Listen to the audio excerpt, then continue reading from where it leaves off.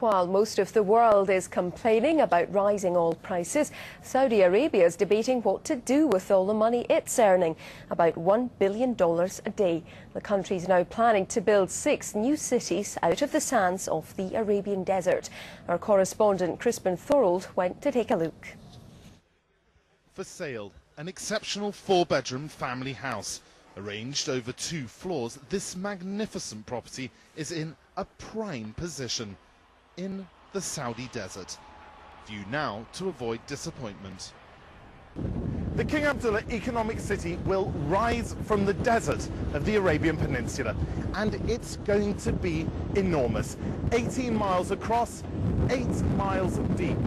By 2020, this wilderness will be the high-tech home for 2 million people. This is the largest construction site in the Middle East. It's being built by an army of foreign workers. When finished, it could transform Saudi's economy. Saudi Arabia has been oil dependent for a long time, and we cannot maintain this dependency. So we are moving to areas where we can create jobs. Right now, young Saudi men are busy spending money rather than planning for the future. And, these are the 18 inches aluminum. The Jeddah boys modify or pimp cars.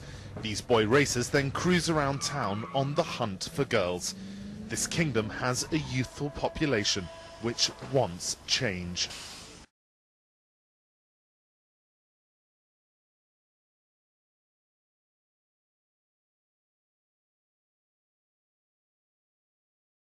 India is feeling the fuel ripples too.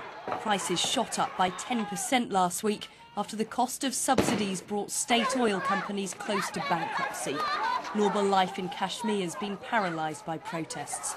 They're happening on streets everywhere, says this holidaymaker, caught up in the violence. Strike action and protests now look imminent in Thailand, Malaysia and South Korea too. Back in Europe, anger shows no sign of abating.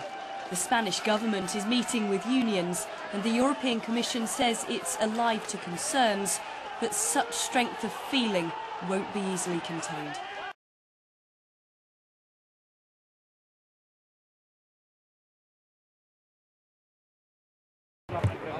In Madrid, riot police rounded up truckers refusing to move.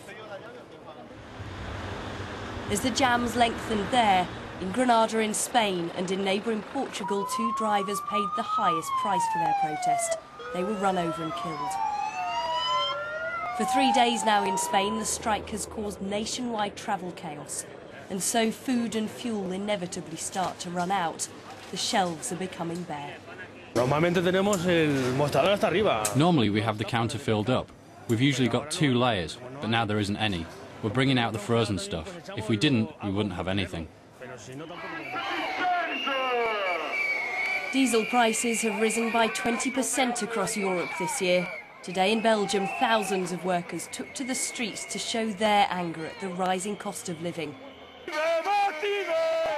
It's clear where they place the blame.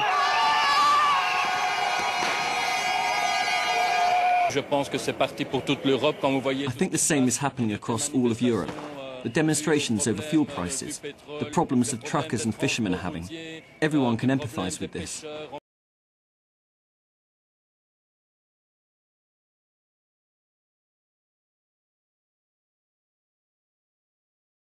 The wells are going to have to be something like 2.5 miles and more long. And it's actually like threading a needle by remote control 2.5 miles away where you actually can't see the needle or the thread. So actually getting to that point in the reservoir is crucial. Can oil companies like yourselves keep up with demand, keep finding the new oil to satisfy everyone who wants it? I think we have to try to do so. I think you're right to imply that the system is relatively tight and the existing fields tend to decline. So we're always working on bringing in new production to make sure there's going to be plenty of oil in the future. That's why we're ploughing back so much of our profits. I mean, last year, people say our profits were large. We made $25 billion or so last year.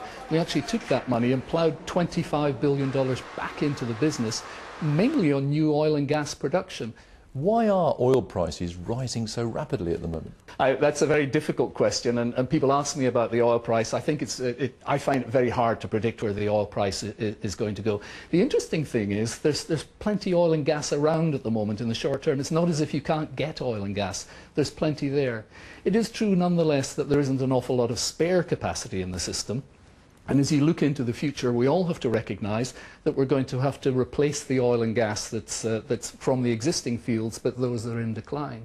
I think another thing that may be a factor is that we're seeing large investment funds see oil as a pretty good investment. They look around at the available investments. Some of them aren't quite so attractive as they used to be, and therefore some funds are buying into oil as a useful long-term investment as they see it. So it's actually a combination of factors. Very difficult to say which one predominates.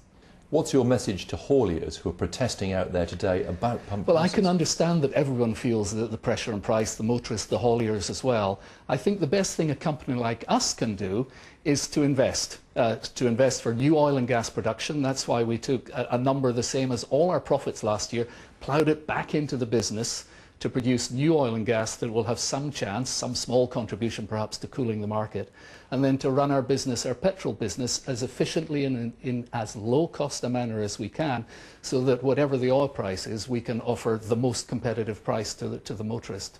That's what we try to do.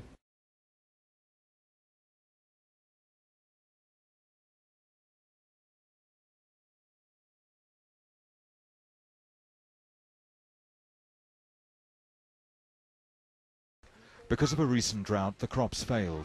The land is now green, but there won't be another harvest for 3 to 4 months. And this is what survival means around here.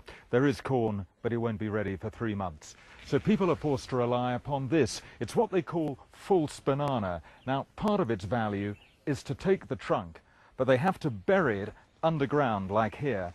Bury it underground for 3 months. Only then can they take it up and cook it. And after all that, it's of poor nutritional value. To avoid a tragedy, tens of thousands of children will need emergency food aid. But go to the larger towns like Badetti and you find the price of beans, maize and wheat have all doubled in 5 months.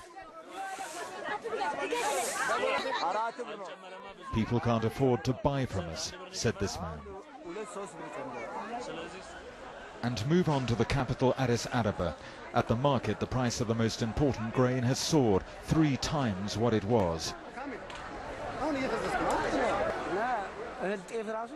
The grain has never been so expensive, said Idris Mohammed. It's never reached this level before. And to make matters worse, there's not enough food in the country. Back in Tara King's village, we asked the people how many of them were down to 1 meal a day. Every hand went up. Hands that soon became pleas for help. Gavin Hewitt, BBC News, Ethiopia.